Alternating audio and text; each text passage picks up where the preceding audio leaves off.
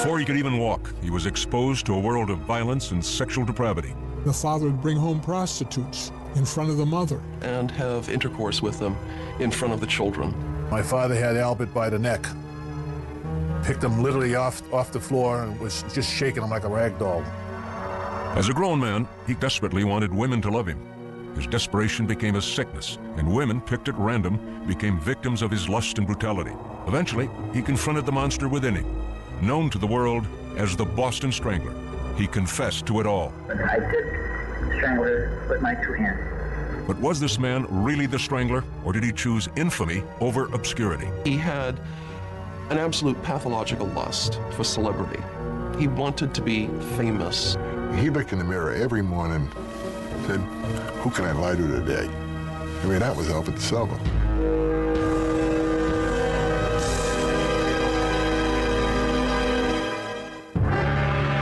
Boston, 1962.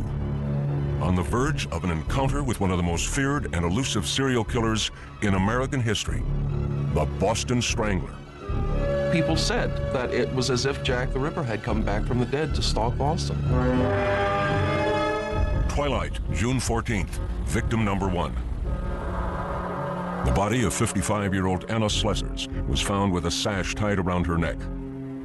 The knot so tight that blood was dripping from her ear. Her attacker sexually assaulted her with an unknown object, then left her half naked, sprawled on the kitchen floor. 2 weeks later, victim number 2. 68-year-old Nina Nichols was found dead in her apartment. 2 nylon stockings wound around her neck, blood dripping from both ears. She had been sexually violated with a bottle. The next week, victim number 3 was found in Lynn, just north of Boston. Helen Blake, who was 65, was lying on her bed wearing nothing but a pajama top stained with blood. 2 stockings and a bra were wrapped tightly around her neck, fashioned into a bow. She, too, had been sexually assaulted. Police suspected they had a single culprit on their hands. The similarities seemed to add up to the grisly signature of a deranged killer. Then, like clockwork, victim number 4 was found 3 weeks later back in Boston. This time, the killer posed the naked body of 75-year-old Ida Erga, with her legs spread wide, straddling 2 chairs, exposed to whoever opened the apartment door. Once again, the cause of death was strangulation. The Boston Strangler had now pulled off more than a string of murders. He had paralyzed a city with fear. News reports said a madman was on the loose. Within 24 hours of the last murder, another elderly woman's body was found with her head submerged in a tub of water. Victim number 5. 67-year-old Jane Sullivan had 2 stockings twisted around her neck. Then there was an eerie reprieve. For the next 3 months, there were no more stranglings until December 5th, 1962. Victim number 6. Sophie Clark was found gagged and strangled in her apartment near Boston University. Her roommate discovered the body. She just didn't move, and I was really panicked and shocked, and I called out her name, and I said, "Oh, God." And I just stood there for about a second. I thought, well, what was I going to tell her mother? They thought they had a serial killer up until the Sophie Clark murder. At that point, they had to stop and think whether it could be the same individual, because certain things were different. All of the other victims were older and white. Sophie was young, and she was black. At this point, sheer panic enveloped Boston. No woman was safe. Old, young, black, white, anyone could be a target. Boston's Phantom Strangler was grabbing headlines fast. Newspapers churned out fear with each edition, and people looked for any way to protect themselves. Every morning, the pound would be empty because the dogs would have been seized by citizens. There has been a tremendous demand for animals of all sizes, both large and small, since the strangulations began. There was a run on locks. After each one of these stranglings, we get quite a spurt for all types of locks, mainly these chain locks. Avon salesmen and Fuller brushmen were brusquely driven away. The whole town was locked up. But all the security precautions failed to prevent another murder. By the end of 1962, the Strangler claimed his 7th victim. Patricia Bissett, just 23 years old, was found strangled on New Year's Eve.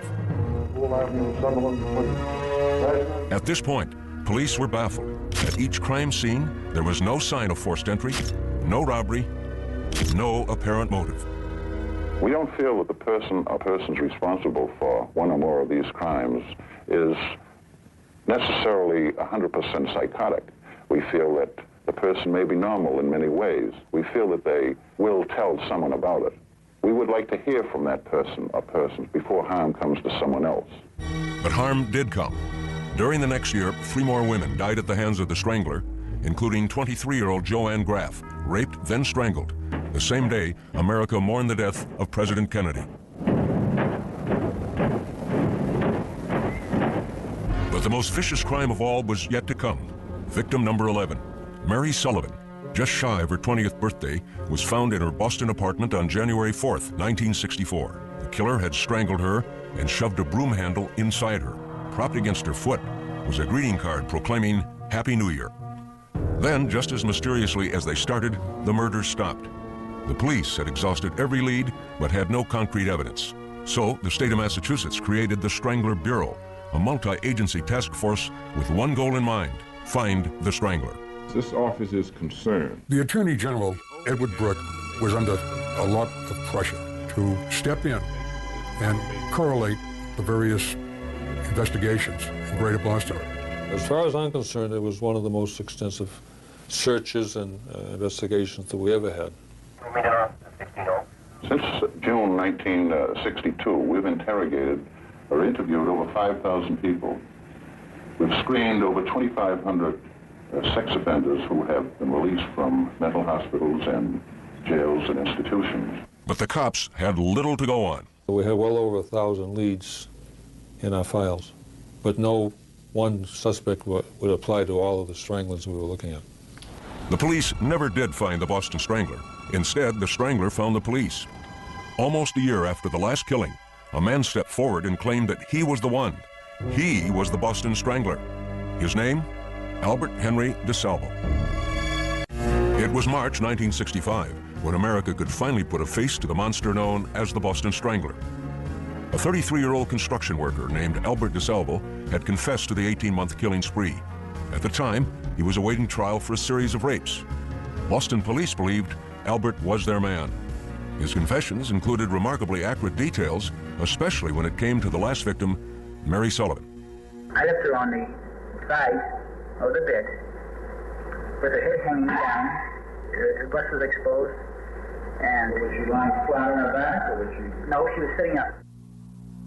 I spent time in all the Boston cases and most of the outside cases, and his description is better than what I could give at that time.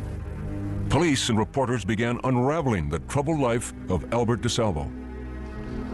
It had begun during the Great Depression in Chelsea, the poorest town in all of Massachusetts. Albert DeSalvo was born in Chelsea in September of 1931. He was the third of 6 children of Charlotte and Frank DeSalvo. His childhood was miserable. Frank was a monster of abuse to his wife and to his children. He once broke Charlotte's fingers by serially snapping them as if they were dry twigs. Frank DeSalvo would bring home prostitutes and have intercourse with them in front of the children. One of the things that stands up would be probably when I was 4 or 5 years old, is my mother and my father having a fight.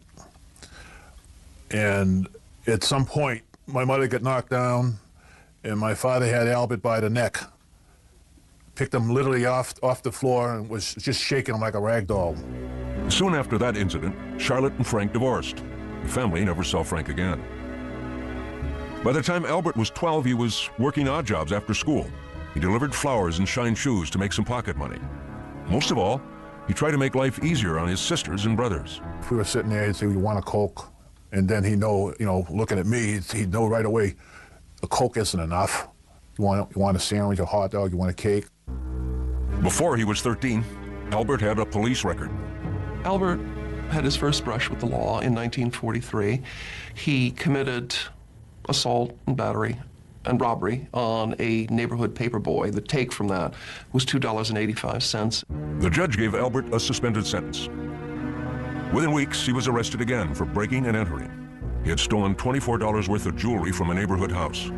This time, there was no slap on the wrist. Albert was thrown into a reform school, the Lyman School for Boys, where he spent a total of 2 years. It was a harsh and forbidding world, but even after he was let out, Albert's home environment wasn't much saner than reform school had been.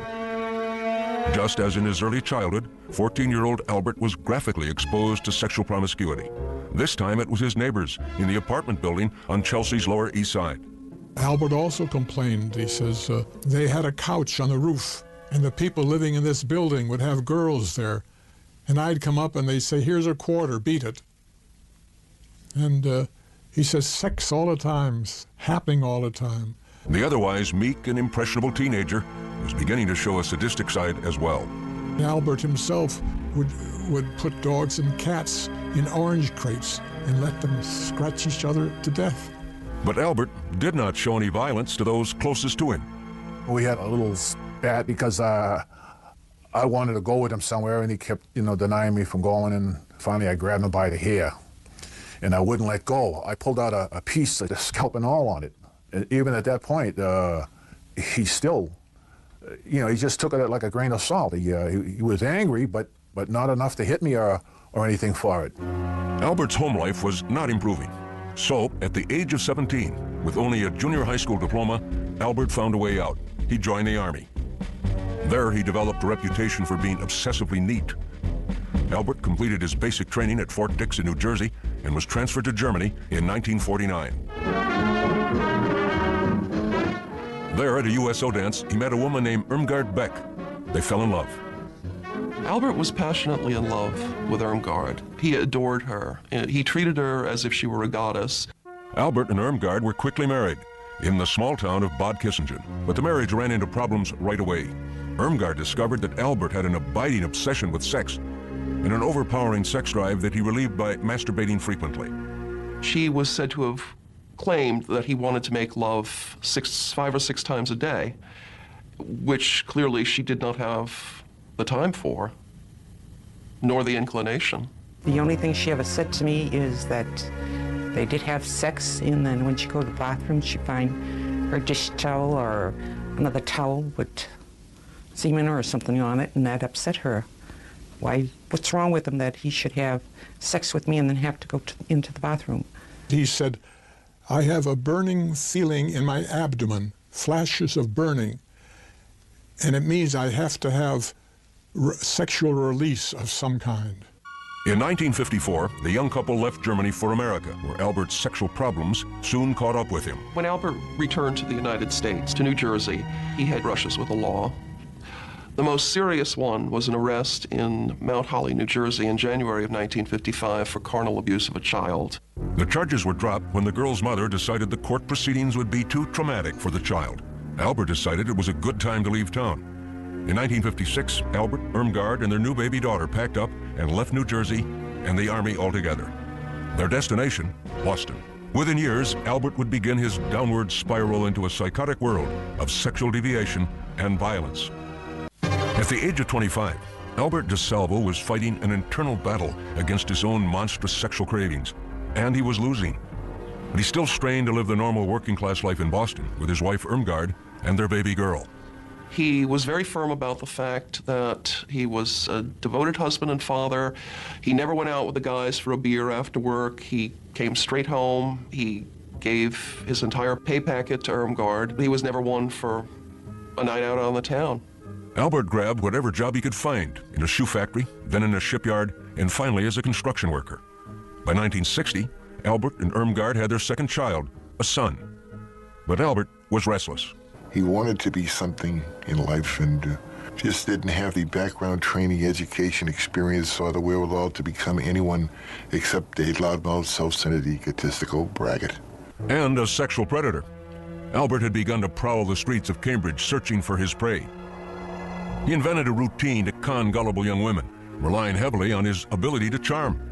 A man claiming to be a representative of a black and white modeling agency, he called himself Johnson, was appearing at the doors of various young women and saying, "You're lovely, you should be a model, may I take your measurements?" That man was Albert DeSalvo.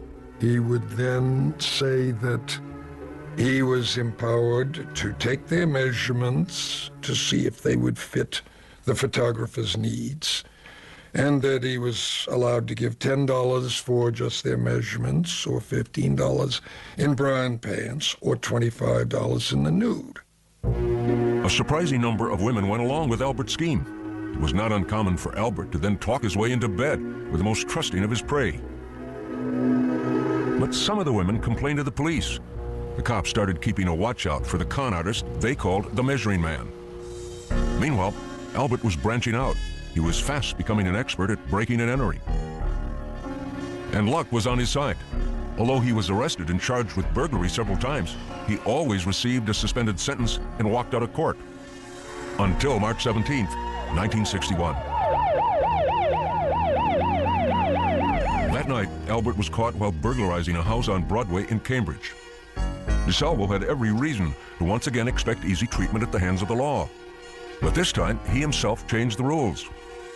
On the way back to the station house, Albert boasted to the police about his many sexual conquests, explaining in detail the unusual scheme he'd cooked up to con women as the Measuring Man. I did the fast line. I said, well, if you give me your measurements now, I'll have them stripped right down naked. And I told her, if you really want to make out, I said, I'll come down myself first this afternoon, and I'll take care of you. I'll make sure that you get first prize. The police were delighted with Albert's unsolicited confession. They arrested him for the Measuring Man assaults, and they threw the book at him, charging him with breaking and entering, assault and battery, and lewdness. But the judge softened the blow. He dropped the charge of lewdness and allowed DeSalvo to plead guilty only to the burglary and assault charges, an act of leniency that would have serious consequences later. To Albert, it didn't seem lenient at all. For the first time in his life, Albert had to go to prison, the Billerica House of Corrections. His sentence was just 11 months. In April 1962, Albert was once again a free man. It was 2 months later that the first victim of the Boston Strangler, Anna Slessers, was found dead. For the next 18 months, the Strangler's string of grisly murders terrorized Boston and the whole nation. But the police never suspected Albert DeSalvo. Because the judge had not charged him with sexual offenses for the Measuring Man crimes, Albert's name did not come up when the Strangler Task Force combed the police files for suspects. In fact, DeSalvo might never have been connected to the Boston Stranglings at all if it hadn't been for his insatiable sexual appetite. In May of 1964, 5 months after the last known Boston Strangling, Albert began a series of rapes in Massachusetts.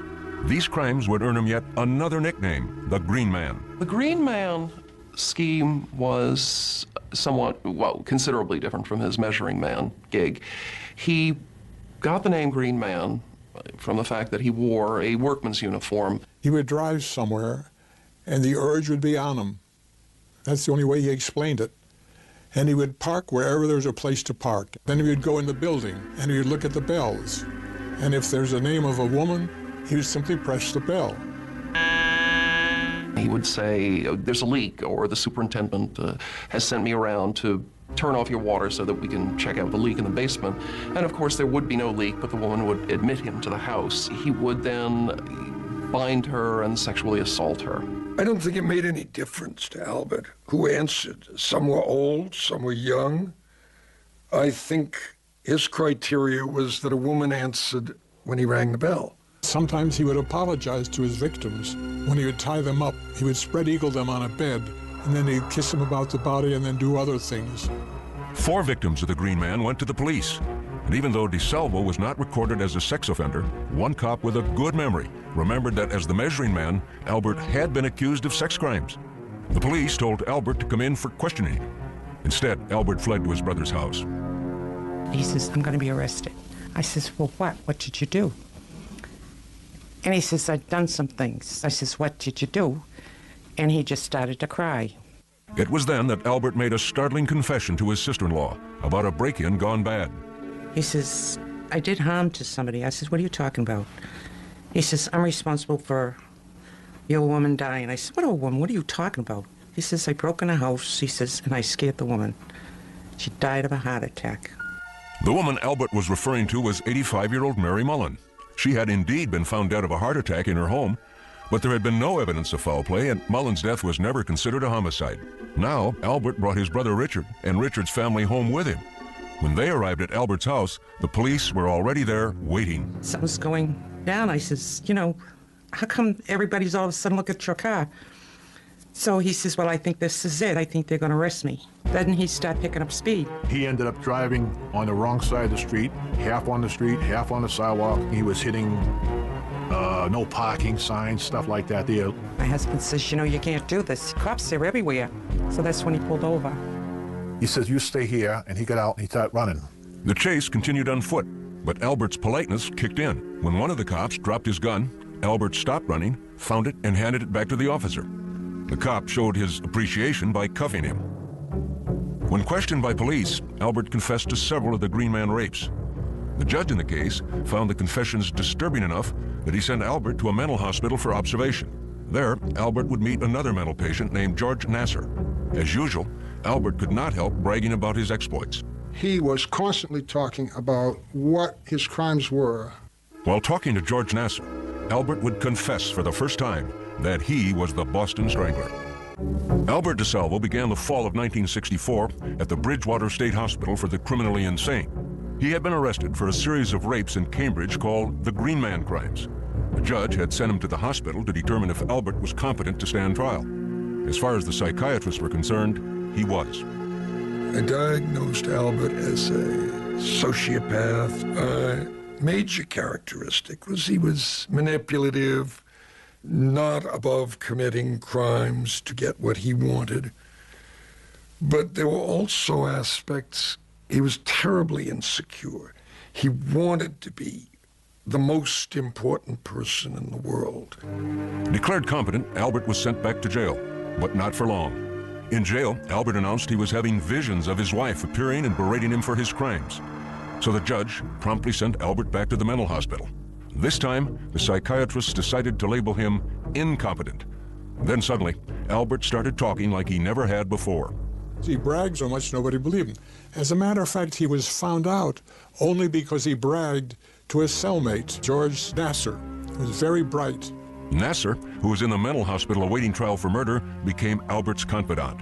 He just wanted to know, what could a person do to help himself and his family if he had a series of terrible crimes to confess to and didn't want to be simply buried in the system, but wanted treatment for his crimes and wanted help for his family. According to Nasser, the terrible crimes Albert was hinting at were the Boston Stranglings. Nasser told Albert he would mention the problem to his own attorney, the famous young defense lawyer F. Lee Bailey. Bailey was intrigued by Albert's veiled admissions, but jailhouse confessions to unsolved crimes are quite common and often invented. So Bailey wanted some proof that Albert was telling the truth. To see if DeSalvo knew what only the killer could know, and no one could memorize if the real killer had told him. Bailey went to the Boston police and asked for detailed questions on the Stranglings, questions he could use to quiz Albert. We gave him probably 25 questions that, as far as we knew, were pretty much just secreted in our organization. They certainly were never printed in the newspapers or was on television. When Bailey arrived at the mental hospital with the list of Strangler questions for Albert, George Nasser was present as the meeting started. Bailey then pulled open a folder and asked Al a question. It was something like, what was under the sofa of Mrs. So-and-so's apartment? And Al said something like, it was a pink and blue scarf, silk scarf. And that's when I said, I'll say, no, I'm leaving. Bailey checked Albert's answers with the Boston police, who told him Albert had passed the test with flying colors. Now Bailey was sure he was dealing with the real Boston Strangler. He called Albert's wife Irmgard and told her. Irmgard packed up their belongings and left with the children. Albert never saw his family again. But when his brother Richard came to visit him, Albert told Richard he had great plans for the future. The way he explained it was he was going to admit to something that was going to make him famous and rich. He would be able to have books and movies and so many different things, and there'd be so much money involved that he would even own the hospital, the mental hospital that he'd be in. F. Lee Bailey signed on as Albert's lawyer. His top priority from that point on was to keep his client out of the electric chair. so Bailey cut a deal with the authorities. Albert would confess only if the court ruled him insane from the very start. But word was getting around that someone was confessing to the Boston Stranglings. State Attorney General Edward Brooke decided to take control. I filed a petition in the Supreme Judicial Court asking for a restraining order against F. Lee Bailey. Brooke had the court appoint Albert a legal guardian. Bailey was allowed to stay on as Albert's attorney, and the state agreed that in exchange for the confessions, Albert's words could not be used against him. All his admissions were given under guardianship. Therefore, they were absolutely inadmissible in a criminal case without a waiver on his part. The police planned to corroborate the confessions with physical evidence and then prosecute Albert. The interrogation of Albert DeSalvo was now ready to begin. Albert described the murder of Nina Nichols, victim number 2, as he pointed to a diagram of her apartment. I was right here. You grabbed it right here. Right, and fell back on the bed. When she fell back, right? Yes. I was in this position here, right here. And my feet went right around her and crossed over this way here. Crossed around her waist? No, it wasn't her legs. Right. You really had a tendon. I don't like to talk about this. Then Albert claimed his sexual urges overwhelmed him. As soon as I saw the back of her head, right? Not her face. Didn't see nothing but the back of her head, right? Just everything built up inside me. Before you know it, I put my arm around her and that was it. To lure his youngest strangling victim, Mary Sullivan, Albert explained that he used his green man ploy. I told her I'd come up there to do some work in the apartment. And she said, well, I don't know nothing about it. But anyhow, she invited me in. I went in with her, and that's where I put the knife to her. And told her, don't scream. I won't hurt you. She was still alive when I had to close her. She allowed me to do it to her. You understand me? After I had taken her clothes off, right? I said, now I'm going to tie you up. I'm going to leave. And I straddled her. So that her hands, I was sitting on, really. Because she was really fighting viciously, trying to get up, for life. And I had got on top of her so that she could not be in any position to, reach up and scratch me. Strangle her. The next grim detail Albert described was one that only Sullivan's killer could have known. There's something I did with her. What did you do with her? I know I left the broom inside her, but I didn't insert it to hurt her and penetrate her. You understand me? In all, Albert claimed he killed 13 women, 2 more than the police suspected. But after hours of talking with him, all the authorities had was talk. They couldn't link any physical evidence to Albert. That was not for lack of trying. There were no witnesses. Fingerprints from the scenes did not match Albert. Nothing connected him to the crimes except his word. He knew a lot of details that had not been in print. So we felt that if he were not the Boston Strangler, he either knew the Strangler or had been with the Strangler. The people of Boston wanted to believe that the Strangler had been discovered at last, but there were skeptics. The Strangler story had been front-page news for nearly 2 solid years. Albert could surely have studied the crimes from the news coverage.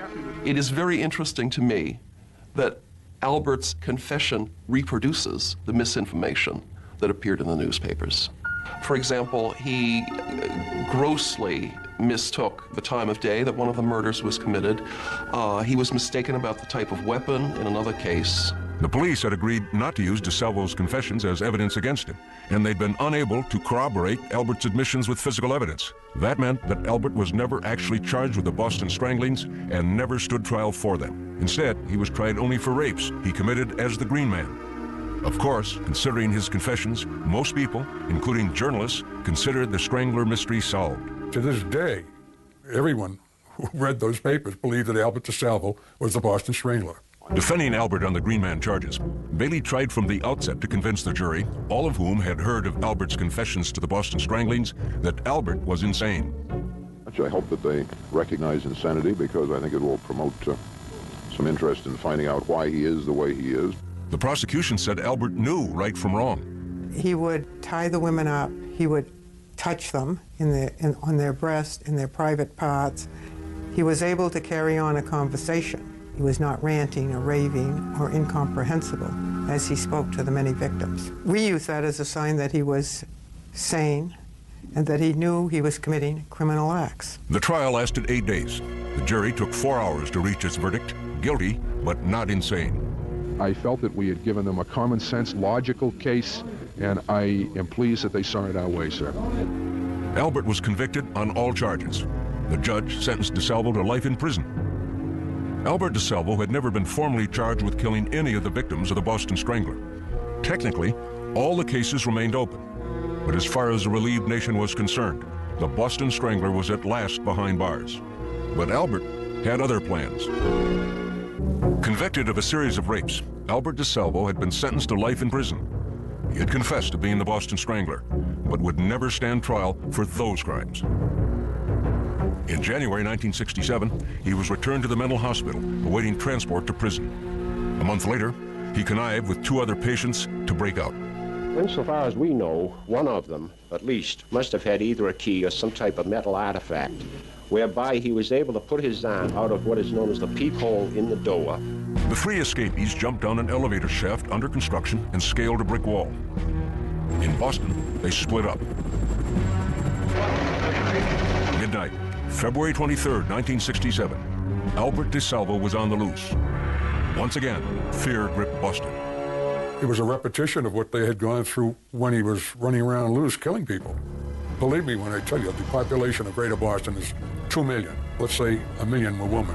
1 million women were in panic in Greater Boston at that time. One newspaper offered a $5,000 reward for Albert's capture. DeSalvo's lawyer, F. Lee Bailey, said he would double that amount if Albert was captured unharmed. Police, heavily armed and carrying tear gas guns, combed the state. The hysteria was incredible. It was front-page headlines in all of the newspapers. Newspaper articles appeared warning women what to do and what not to do. Albert, meanwhile, decided to pay a visit to his younger brother. I was kind of happy to hear his voice calling me from downstairs, rang the bell and says, "Hey, it's your brother Al down here," but surprised at the same time because, you know, even though I knew at some point he would escape, I just didn't know when. Richard agreed to help Albert. He gave him civilian clothes and a gun. Now, armed and dangerous, Albert made it out of Boston and headed north to the city of Lynn, where police were on the alert. The captain grabbed me and he says, "We have information that DeSalvo's in Lynn."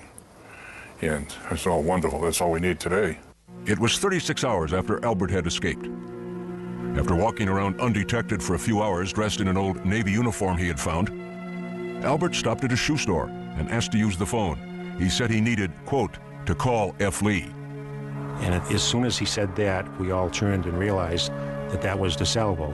And while he was calling Bailey, we called the Lynn police and told them he's here.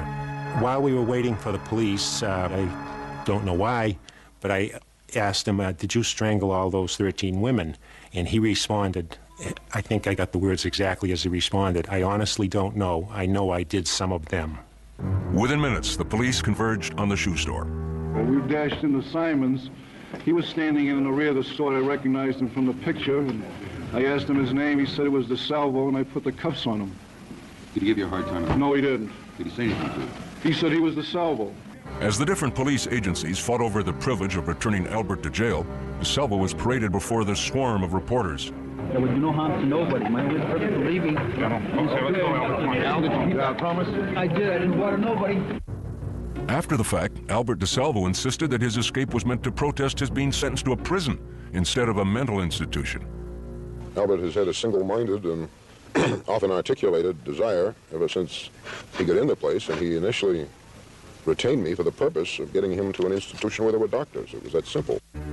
After his capture, Albert was promptly shipped to the place he had tried desperately to avoid, Massachusetts' toughest penitentiary, Walpole. There, he was reunited with George Nassar, who was serving a life term for murder.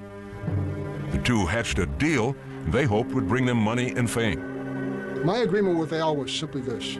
If you promise me that you will confess to the crimes, not lie, confess to the crimes that you say you committed, and you will follow through with the program of psychiatric treatment and of assisting your family and of publishing a book concerning your crimes and concerning your treatment, I'll help you. It's a contract. Nassar began helping DeSalvo draft his book, and he rarely left Albert's side. Nassar was always there, and even though we asked him a couple of times, what does he have to be here? I mean, this is family, you know? He says, well, he's only going to advise us as he's sitting there doing nothing. Albert decided to cash in on his infamy with a sideline business. In the prison crafts room, he began assembling women's jewelry. His specialty was chokers. But Albert also had serious problems to face. He was a walking target for the other inmates. And they're all going to get him, you know. Could have been my sister, could have been my mother, could have been... They all want to be heroes. I can get the Boston Strangler and I go up another couple of notches. They would affect the vengeance that the society felt was his due. They were saying, hey, you killed 13 women, some of whom were mothers, and you're going around bragging about it and finding that funny and talking about making chokers for women and laughing and giggling about this. It wasn't long before prison life took its toll on Albert. Within a few months, he looked as though he had aged years. He was worn out, absolutely worn out. He wasn't a guy to do time. 6 years later, on November 22nd, 1973, Albert was stabbed to death in prison. He was 42 years old. 12 hours before his murder, he had made a phone call to one of his old psychiatrists. He said that he wanted to meet with me to tell the real story of the Boston Strangler. We were going to meet him at 9 a.m. Monday morning. He was killed at 2 a.m. that morning. My belief was that he was going to say how he got into this here, that he wasn't the Boston Strangler, who put him up to it, and name names.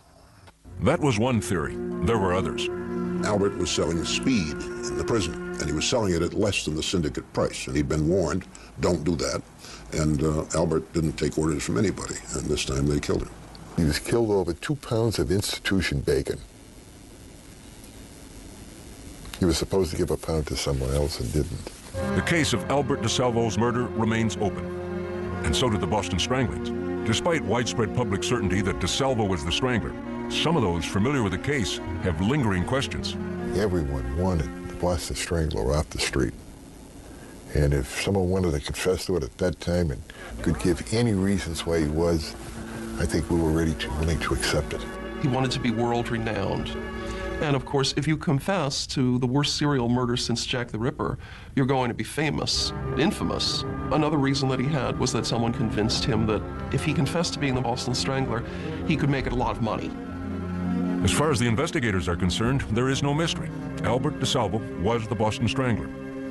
I've been asked many, many times over the years if I really thought that Albert DeSalvo was the Strangler.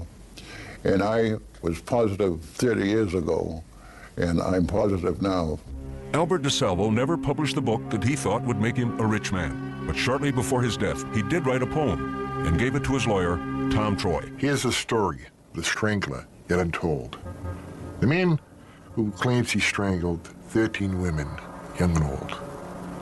He struck within the light of day, leaving not one clue astray. To reveal his secret will bring him fame, but burden his family with unwanted shame. Today he sits in a prison cell, deep inside, only a secret he can tell. People everywhere are still in doubt. Is the Strangler in prison or roaming about?